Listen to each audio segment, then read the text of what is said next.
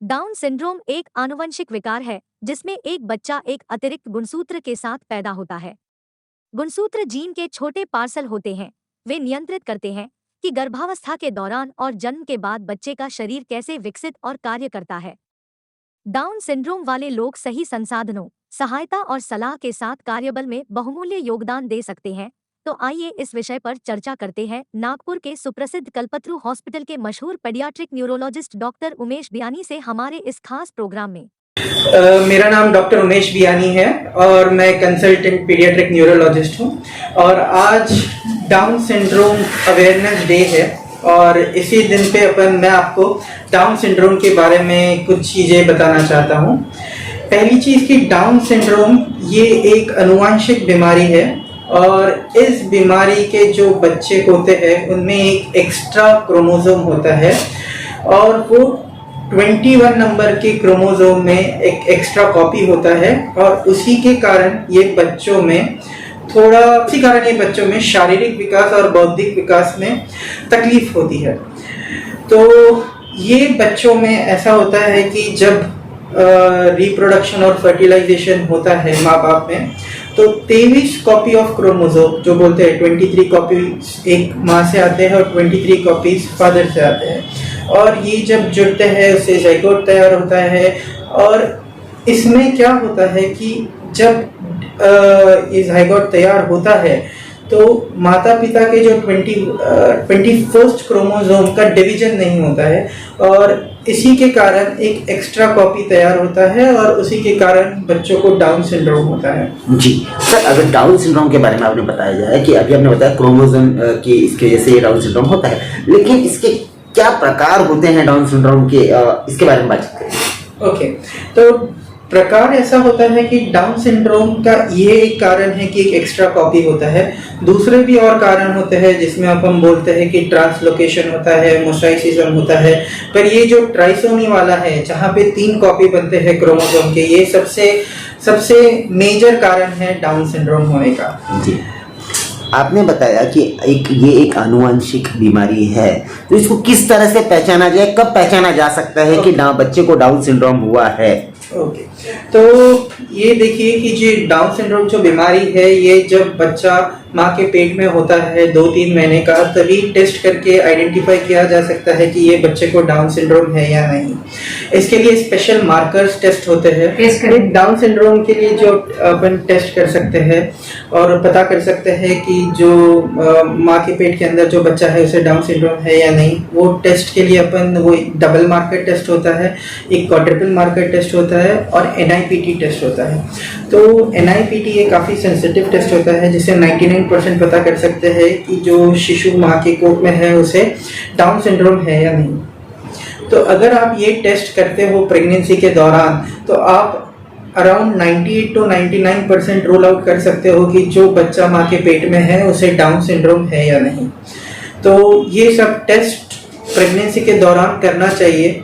यही अवेयरनेस हम ये कैंपेन के थ्रू देखना चाहे तो जैसे कि 4D को टेस्ट जो होती है सोनोग्राफी में जो होता है, उसमें नॉर्मली प्रेगनेंसी के बर्थ डिफेक्ट जो है इसके बारे में ऑलरेडी यानी कि डॉक्टर जो है ये देख लेते हैं, लेकिन ये जो डाउन सिंड्रोम है ये उसी में आता है या कोई अलग से इसके लिए टेस्ट कराना? नहीं, इसके लिए ये मार्कर्स कराना जरूरी होता है।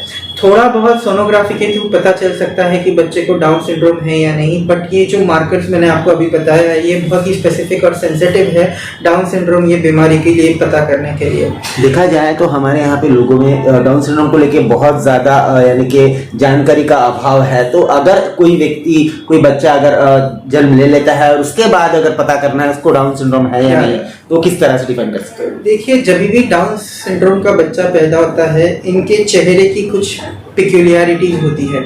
जैसे इनके कान थोड़े नीचे होते हैं, इनको एंटी मंगोलाइन स्लैंट होता है, जैसे उनकी आंखें थोड़ी तिरछी लगती है आपको, और उनमें मल्टीपल थोड़ा उनका वो बच्चे थोड़े ढीले होते हैं, हाइपोटोनिया रहता है उन लोगों को, और उसके साथ कभी कभी उनमें हृदय में भी छेद हो सकता है और उनका डेवलपमेंट बाकी बच्चों से पीछे चलता है।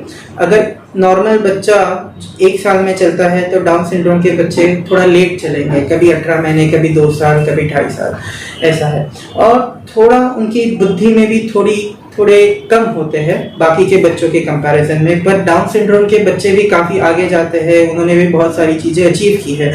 ऐसा नहीं है कि ये बच्चे बहुत ही पीछे होते हैं, बट उन्हें एक स्पेशल एजुकेटर लगता है या एक स्पेशल हेल्प लगती है जिससे वो ये सब चीज़ें कोप अप कर सकते हैं। जी, अगर मैं इलाज के बारे में अगर बात करूँ, क्योर के बारे में बात करूँ, डाउन सिंड्रोम के बच्चे इनका किस तरह से इलाज किया जा सकता है? देखो, डाउन सिंड्रोम के लिए कोई ट्रीटमेंट बोले तो कोई दवा तो नहीं है जिससे वो ठीक हो सकता है, क्योंकि ये एक आनुवंशिक बीमारी है।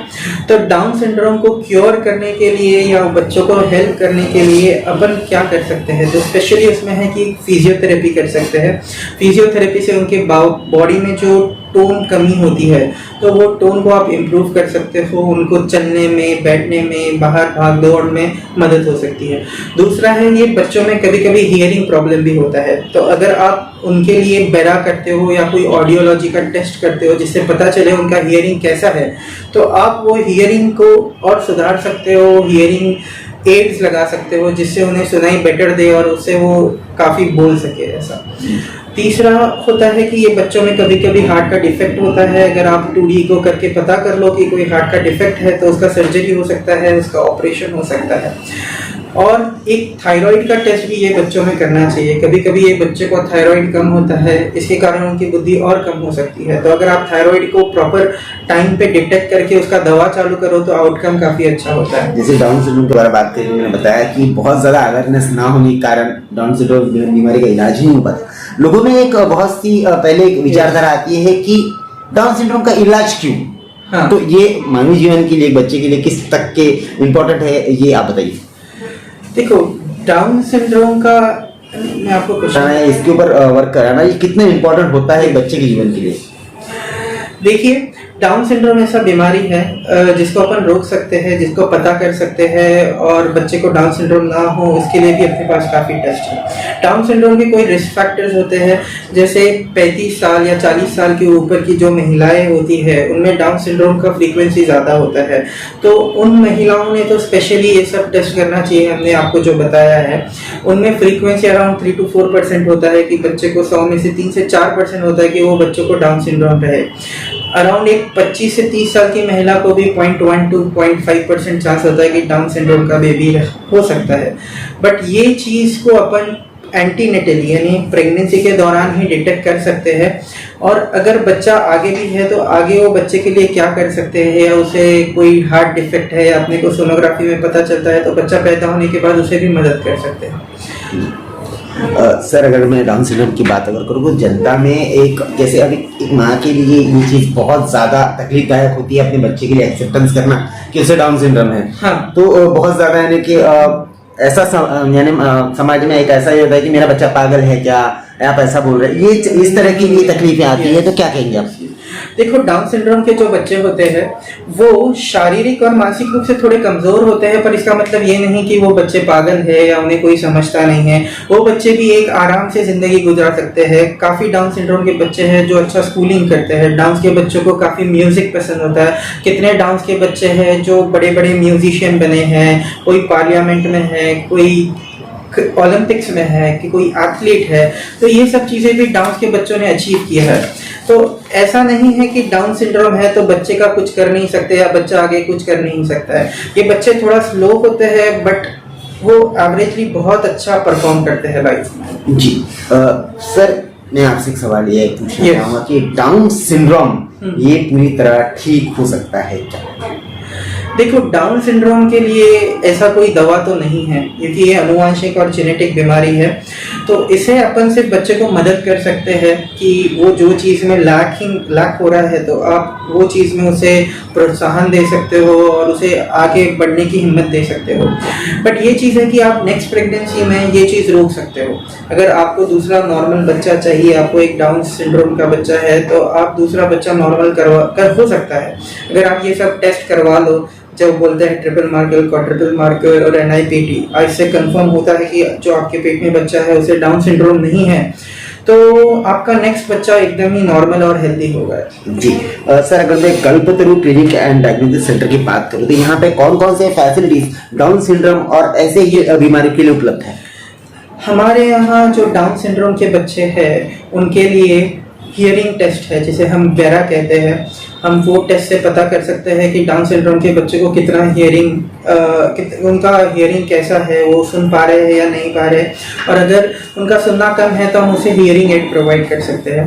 दूसरा है हमारे यहाँ 2D इको का भी फैसिलिटी है, तो 2D इको में पता कर सकते हैं कि डाउन सिंड्रोम के बच्चे को कोई हार्ट में डिफेक्ट है या नहीं है। तीसरा है हमारे यहाँ फिजियोथेरेपी का भी सेटअप है, तो जिससे डाउन सिंड्रोम के बच्चे जो चलने में या उनके शारीरिक विकार में जो देरी होती है उसमें हम काफ़ी उन्हें हेल्प दे सकते हैं। और ब्लड टेस्ट भी हमारे यहाँ सब कुछ होते हैं, जो बोला मैंने आपको कि थायराइड का टेस्ट होता है, ये सब चीज़ें भी हमारे यहाँ हम डाउन सिंड्रोम के बच्चे के लिए करते हैं। दूसरा, एक डाउन सिंड्रोम के बच्चे में हम हीमोग्लोबिन भी और CBC जो बोलते हैं हर साल या हर 2 साल में करते हैं, क्योंकि उन्हें थोड़ा % होता है मैलिग्नेंसी का चांस होता है, तो उसके लिए ईयरली या 2 ईयरली हम एडवाइस करते हैं कि उन्होंने ये CBC करना चाहिए, तो वो फैसिलिटी भी हमारे यहाँ है।